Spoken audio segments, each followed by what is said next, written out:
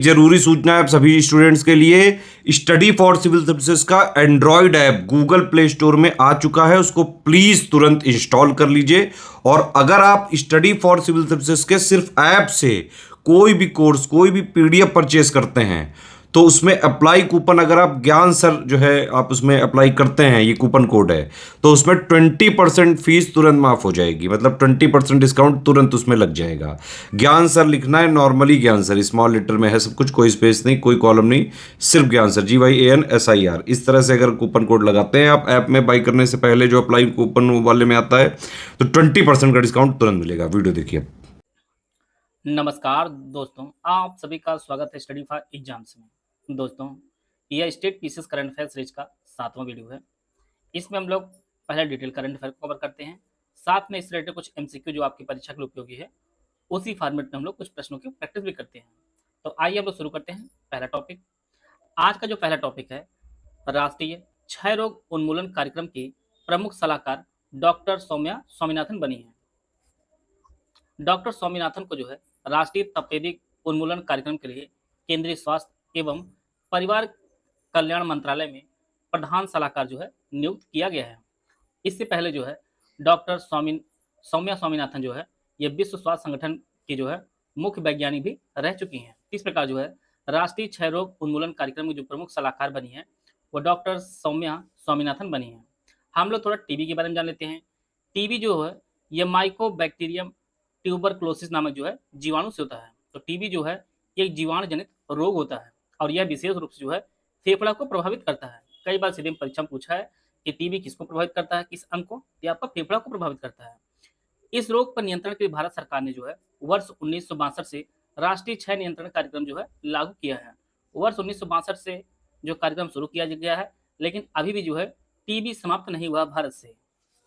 भारत के राष्ट्रीय टीबी उन्मूलन कार्यक्रम को सतत विकास लक्ष्यों एसडीजी के निर्धारित वर्ष 2030 की अवधि से 5 वर्ष पूर्व देश ने जो टारगेट रखा है टीबी महामारी को समाप्त करने का जो लक्ष्य निर्धारित किया गया है वो भारत ने वो 2025 तक रखा है। और एसडीजी इंडेक्स में जो यह लक्ष्य निर्धारित किया गया है वो 2030 है। 5 वर्ष पहले जो है भारत से टीबी समाप्त हो जाएगी 2025 तक। वर्ष 2024 चल रहा है, क्या आपको लगता है कि 2025 तक टीबी भारत में समाप्त हो जाएगी?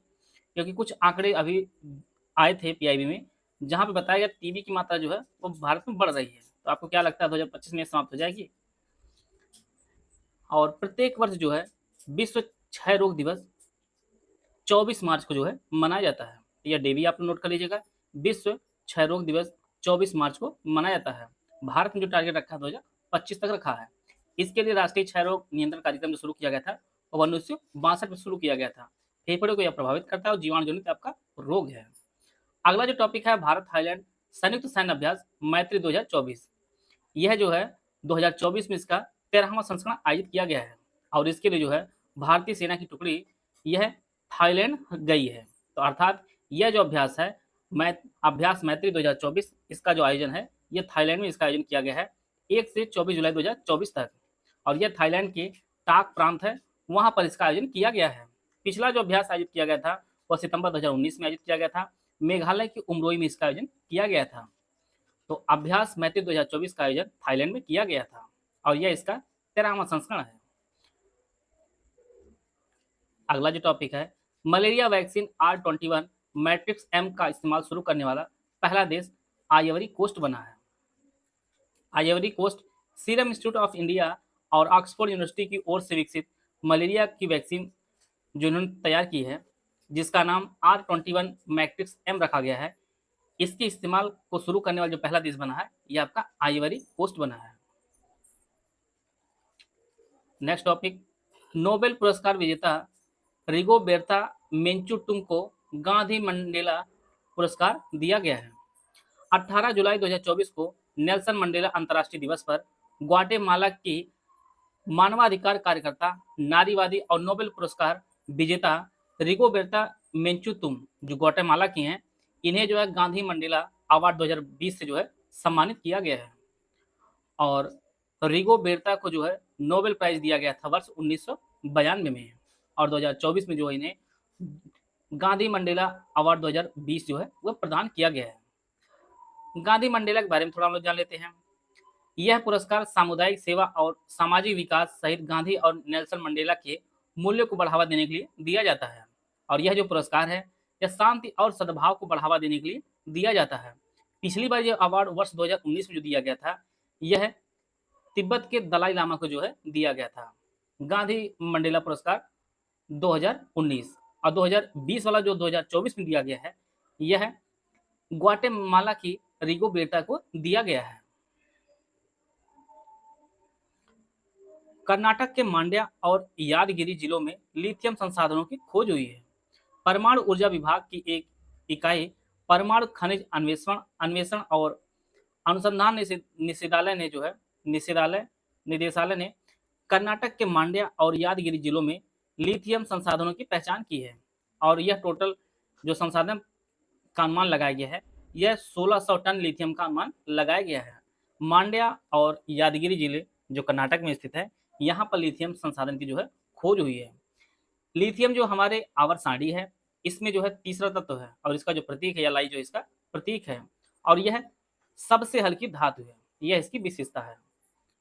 यह तीसरा तत्व हमारे आवर्त सारणी का, Li इसका जो है प्रतीक है और सबसे हल्की जो है धातु है।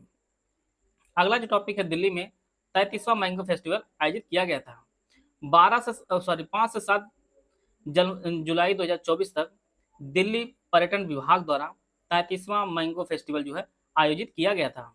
इस फेस्टिवल में देश के जो है कई राज्यों से आम की बागवानी करने वाले किसान और संगठनों ने जो है भाग लिया था। और इसमें जो है देश के पारंपरिक और दुर्लभ जो है आमों की लगभग 500 किस्मों को जो है प्रदर्शित किया गया है। तो दिल्ली में 33वां मैंगो फेस्टिवल जो है आयोजित किया गया था। इसका आयोजन 5 से 7 जुलाई 2024 तक इसका आयोजन किया गया था। एसडीजी इंडिया इंडेक्स 2023-24 जो है जारी किया गया है। यह जो इंडेक्स है, यह नीति आयोग द्वारा जारी किया जाता है और यह इस साल का जो इंडेक्स जारी किया गया है, यह इसका जो है 4था संस्करण जारी किया गया है। देश के लिए जो है समग्र एसडीजी स्कोर 2023-24 के लिए 71 है। इससे पूर्व 2021 में जारी किया गया था, उस टाइम 66 था और 2018 में जो आपका 57 था। यह बेस लाइन रिपोर्ट के अनुसार जो है उल्लेखनीय सुधार को जो है दिखाता है। यह जो सूचकांक होता है, यह राष्ट्रीय प्राथमिकताओं से जुड़े संकेतकों का जो उपयोग करके 16 जो सतत विकास लक्ष्य एसडीजी है, उसके अंतर्गत राज्यों और केंद्रशासित प्रदेशों के प्रदर्शन का जो है आकलन करता है। इसमें जो है जलीय जीवों वाला जो 17वां जो होता है हमारा सतत विकास लक्ष्य, उसको नहीं शामिल किया जाता है, क्योंकि हमारे टोटल जो है 9 राज्य तटीय हैं, बाकी सभी जो है आपके स्थल रुद्ध हैं, इसीलिए उसको नहीं 17वां जो है इंडेक्स नहीं शामिल किया जाता है। एसडीजी इंडिया इंडेक्स राष्ट्रीय संकेतक ढांचे से जुड़े 113 संकेतकों का उपयोग करके जो है राष्ट्रीय प्रगति को जो है मापता है और राज्य केंद्र शासित प्रदेशों को उनके एसडीजी इंडिया इंडेक्स स्कोर के आधार पर जो है 4 भागों में विभाजित किया जाता है। पहला जो आपका होता है वह आकांक्षी होता है 0 से 49। दूसरा आपका जो होता है 50 और 64 के बीच जो है परफॉर्मर होते हैं। फ्रंट रनर जो है यह 65 से 99 के मध्य होता है और अचीवर जो आपके 100 स्कोर होता है। टोटल जो है 4 भागों में विभाजित किया गया है। आकांक्षी को जो है 0 से 49, परफॉर्मर को 50 से 64, फ्रंट रनर को 65 से 99 के मध्य, अचीवर को 100 पे रखा जाता है। उत्तर प्रदेश जो है फ्रंट रनर में है।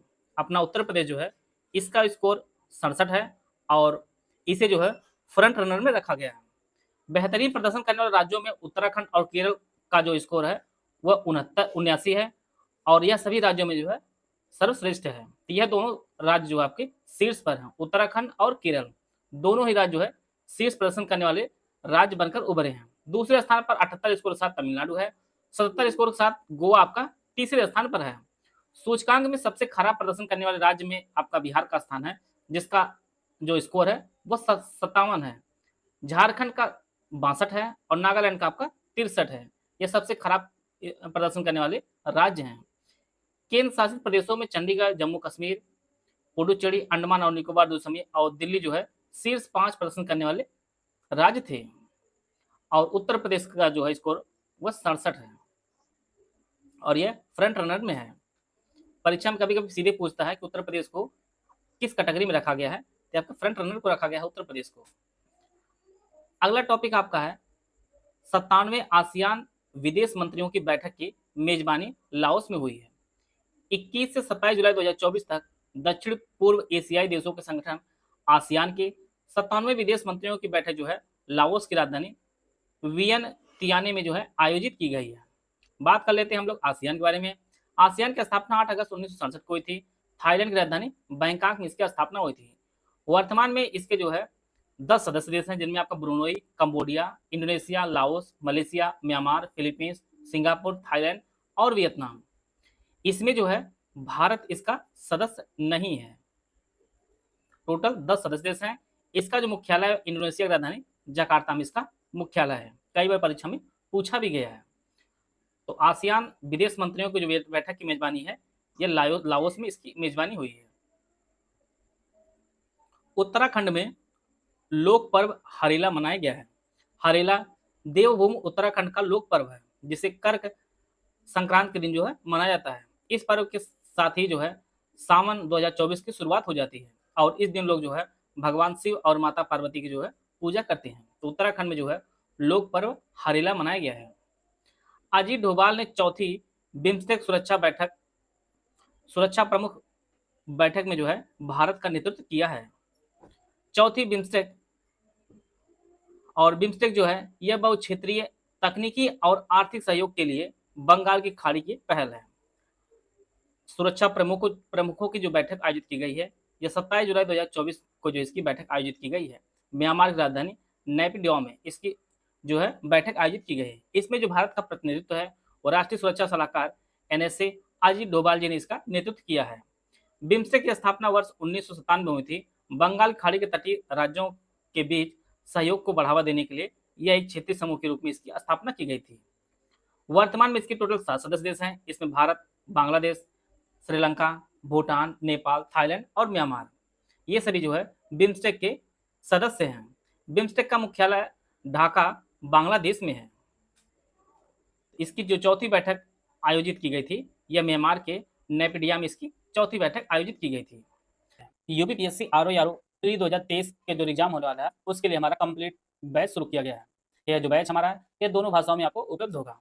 UPSC RO pre 2023 exam full paid group daily classes, recorded classes आपको दी जाएगी। डाउट क्लियर दी जाएगी। इसकी जो फीस आपकी 5,000 रुपये है। इसके अलावा full paid group with daily classes recorded आपको उपलब्ध होगी। आपको जो है डाउट क्लियर नहीं मिलेगा इसमें। इसकी जो फीस रखी गई वो आपकी 3500 रुपये रखा गई है। Only study material group with daily classes recorded आपको उपलब्ध कराई जाएगी। इसकी जो फीस आपकी 2500 रुपये है। ओनली टेस्ट सीरीज का जो ग्रुप हमारा है, ये आपको 1200 रुपये है। इसमें आपको मिनिमम 46 टेस्ट दिए जाएंगे, जिनमें आपका 20 फुल टेस्ट होगा, 10 GS के होंगे, जिनमें आपको 40 प्रश्न दिए जाएंगे।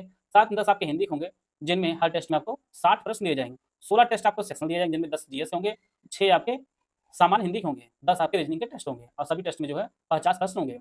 ओनली पेड क्विज का ग्रुप 900 रुपये है। इनमें कम से कम 5000 जो है असंभावित सवाल आपके GS और हिंदी के कराए जाएंगे। आरओ करंट अफेयर का जो ग्रुप है, इसकी जो फीस आपकी 600 रुपये है। यूपीएससी आरओ संबंधित 2023 संबंधित जितने भी करंट अफेयर जरूरी आपके लिए सब कुछ आपको दिया जाएगा। इनमें से कोई भी बैच आप लेना चाहते हैं, ये हमारे दिए गए नंबर, इस कॉल व्हाट्सएप करके जो है जानकारी प्राप्त कर सकते हैं और इस कोर्स को लेकर जो है आपकी आइए इस रिलेटेड कुछ हम लोग MCQ की प्रैक्टिस कर लेते हैं। यहाँ पे 4 स्टेटमेंट दिया गया है। राष्ट्रीय क्षय रोग उन्मूलन कार्यक्रम की प्रमुख सलाहकार डॉक्टर सौम्या स्वामीनाथन बनी है। टीबी माइकोबैक्टीरियम ट्यूबरक्लोसिस नामक जीवाणु के कारण होता है। देश से वर्ष 2025 तक टीबी महामारी को समाप्त करने का लक्ष्य निर्धारित किया गया है। विश्व क्षय रोग दिवस प्रत्येक वर्ष 24 मार्च को मनाया जाता है। इसका जो पहला स्टेटमेंट है आपका सही है। राष्ट्रीय क्षय रोग उन्मूलन कार्यक्रम के प्रमुख सलाहकार डॉक्टर सौम्या स्वामीनाथन बनी है। दूसरा स्टेटमेंट भी सही है। टीबी माइकोबैक्टीरियम ट्यूबरक्लोसिस नामक जीवाणु कारण होता है।